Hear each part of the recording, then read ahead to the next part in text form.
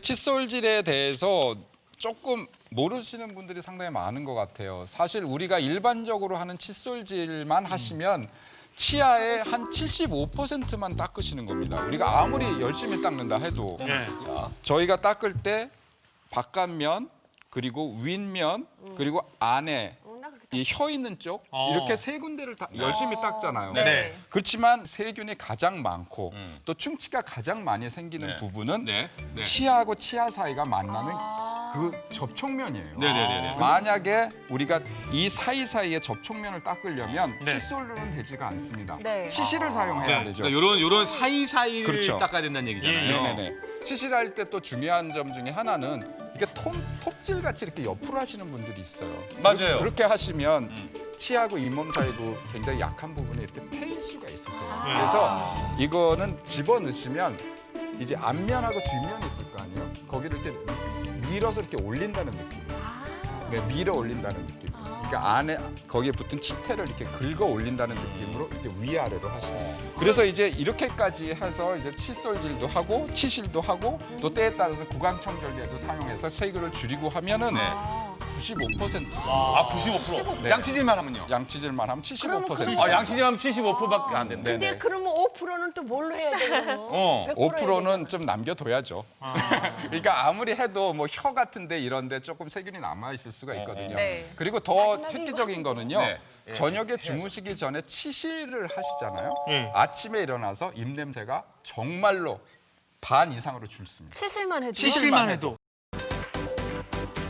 사실 우리가 일반적으로 생각할 때 그리고 우리가 학교에서 배웠을 때 양치질 하면 밑에서 위로 또 밑에서 위로 이렇게 쓸면서 닦으라고 많이 교육을 받았잖아요. 맞습니다. 근데 최근 연구에서는요. 이 방법으로 닦으면 세균이 사는 곳은 치아하고 잇몸 거기가 사이에 이 틈새에 산다 그랬잖아요. 그런데 이 쓸면서 이렇게 위아래로 쓸면서 닦는 칫솔법은 그 안에 있는 세균을 닦아낼 방법이 없습니다. 그래서 연구 결과에서도 이렇게 닦으면 세균이 하나도 잡히지 않는다는 연구 결과가 그럼 나와요. 어떻게 돼요? 그래서 요새 닦는 방법은 뭐냐면요. 이제 치아 면에서 약간 잇몸 쪽으로 45도 정도 기울이세요.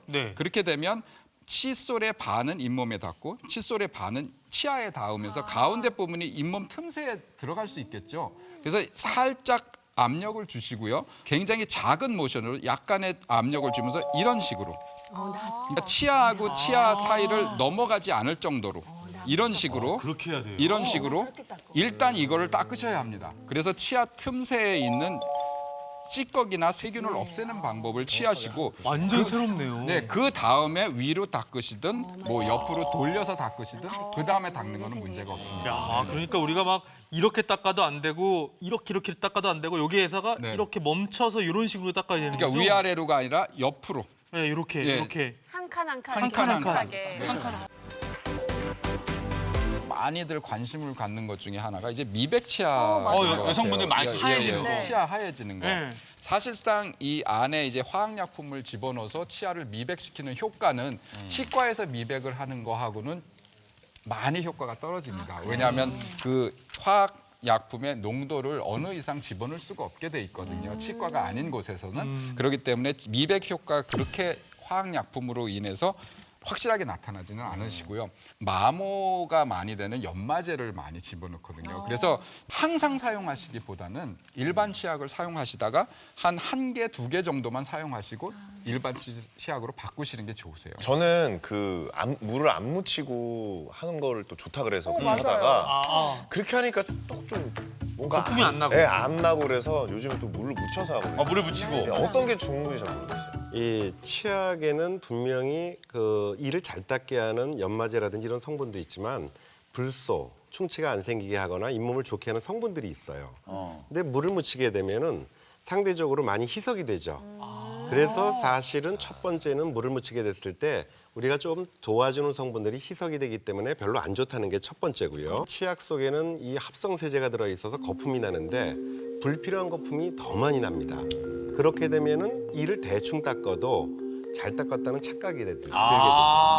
그래서 우리가 굳이 내가 물을 묻히고 싶다 하실 때는 팁을 알려드릴게요. 칫솔에 먼저 물을 묻히세요. 네. 그리고 충분히 털어주세요. 그러면은 칫솔 사이에 아주 얇은 피막만 물이 묻어 있겠죠.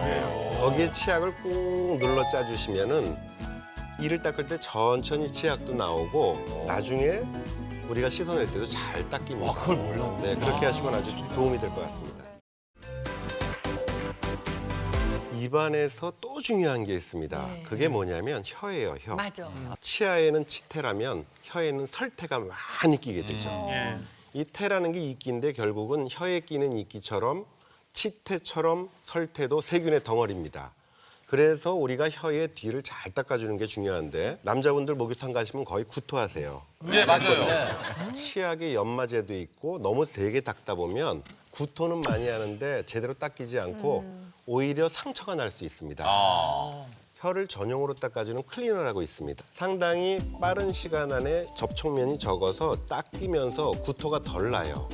그래서 여러분들이 저런 클리너를 수시로 이용하게 되면은 입안의 냄새도 유발하는 혀의 어떤 설태도 잘 제거할 수 있다. 꼭 혀를 닦아주십시오. 그런데 요거 요즘 이거 사용하시는 분도 꽤 많단 말이에요. 네네 맞아요.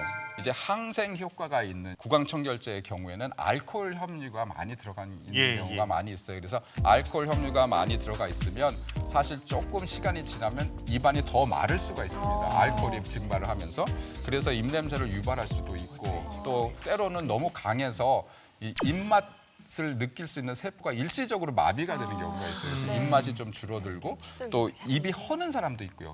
심지어는. 예. 예, 그래서 그거는 하루에 3번 이상 사용하시는 거는 조금 피해 주시는 게 좋고 또 한 가지 이제 부작용 중에 하나는 너무 자주 하시고 치아를 좀 소홀하게 닦으시면 치아나 혀에 착색이 되는 경우가 상당히 많습니다. 아, 저 색깔로요? 아니요. 검정색으로. 검정색으로요? 네네. 그래서 이제 항생 효과가 있는 이 구강청결제를 오래 사용하시는 분들을 보면 이제 치아나 혀가 굉장히 까매지는 경우가 있어요. 그래서 그 구강청결제를 사용하실 때는 꼭 칫솔질을 열심히 해주셔야 해요. 네.